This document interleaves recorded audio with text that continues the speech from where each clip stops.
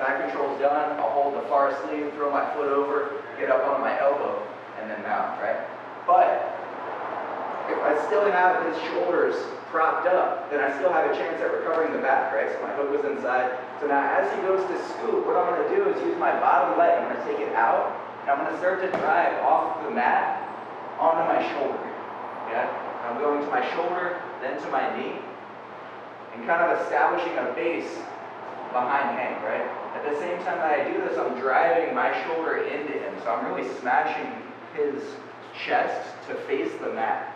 I want his chest facing the mat while I do this.